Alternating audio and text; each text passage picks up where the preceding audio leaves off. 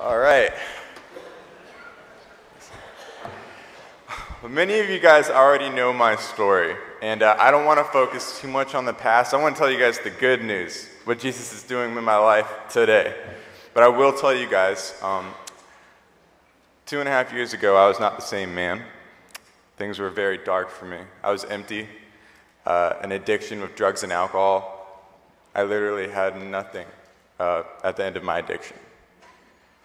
I thought it was over. I didn't know what to do with myself. Someone told me about the St. Petersburg ARC, one of my mother's friends actually. So I figured I'd give them a call. Maybe they have something to offer me. Help me out. I gave them a call. They said, come on in, about a month and a half later. So in that time, I went to a program called Alcoholics Anonymous, and they told me about a higher power. Didn't know much about it, but I figured, I'll listen. Came into the ARC, I was completely broken, guys. I was skin and bones. I was empty. I didn't want to talk to anybody. I was literally 99% dead inside. I came in there, and my first night, I met, as a man you guys know, as Ryan Mayo. And he was the barbershop guy, and at the time, he had been there for, this is towards the end of his stay at the ARC, he had been there for about 12.5 months. And he was cutting my hair that night. When you first get into the ARC, you get a free haircut. You get a voucher for a free haircut. This is a big deal. Many of us had not had our hair cut in 2 years.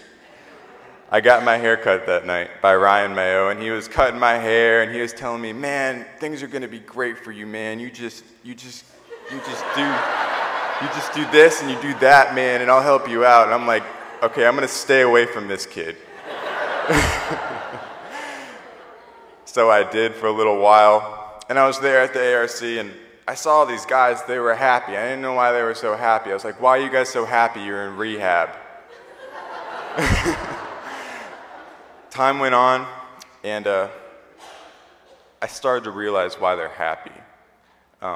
It came down to this night. It was the night before Thanksgiving of 2011. And all of us men were in the chapel with the Wilsons. They put on a ceremony. This is something that they do annually every night before Thanksgiving.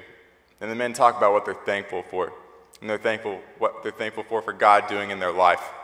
And many of them were thankful for that they were off probation, that they had their family back. And I knew why it was. I had to admit that it was a power greater than themselves that was doing this for them. I wanted that. I was tired of going to sleep crying. I was tired of hiding in the laundry room so I can cry. I just wanted to get out of that pain, basically. So I went up to that altar that night, and that night there was a song being played on the projector. They have a projector at the ARC like they do here. It was a song by Linda Rohn, which is Oscar Rohn's wife, and she was singing this song, You Can Begin Again.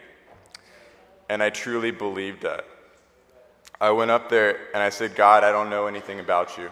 Nothing. But I see what you're doing in these guys' lives, and I'm going to ask if you can get me out of this pain, because I'm tired of going to sleep crying.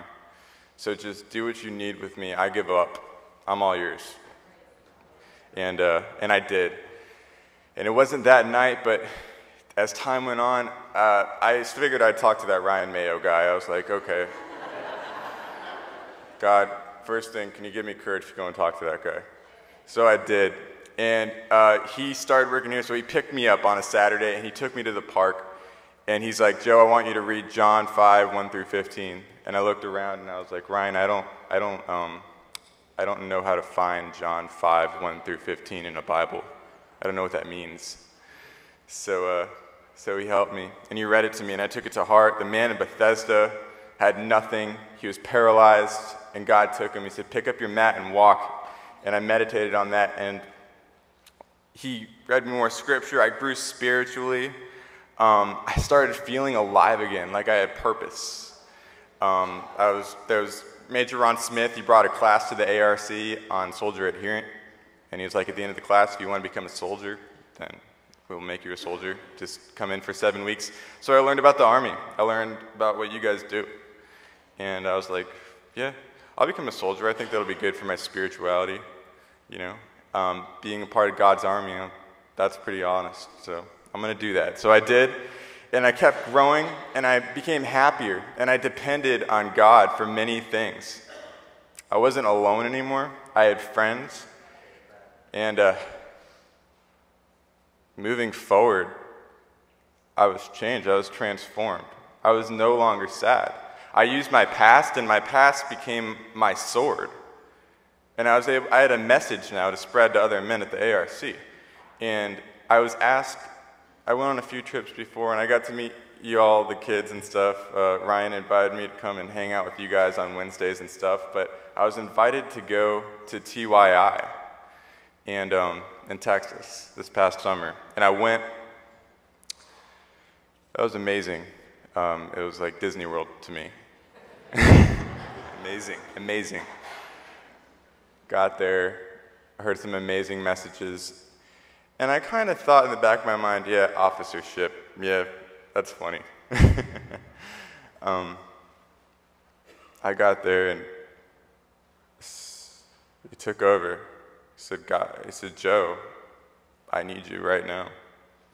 All those plans that you thought that you got when you got sober, they're all great plans, but I need you. I want you to be a leader. I need you in this army. I need you to be an officer. And I felt it, and it was a tug, and it was irrevocable. I fathomed doing other things with my life, but he said no. So here I am.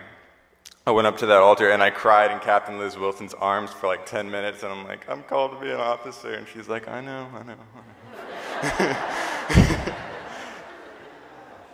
I will never forget that day. Today, he uses me in multiple ways. I am happy. That's the coolest thing. I am so happy, and I have a message to spread to others. In a moment, you guys are going to see Josh get enrolled as an adherent. Josh, I mentor him. I saw this man come into the ARC with nothing but a wife beater on his back. That was it. And some shorts and flip-flops. Nothing. Not even a garbage bag. And today, he'll tell you he has everything because he has Jesus Christ. I love seeing it. I love this army. I love my calling, and I love my God, and I love you guys. Thank you.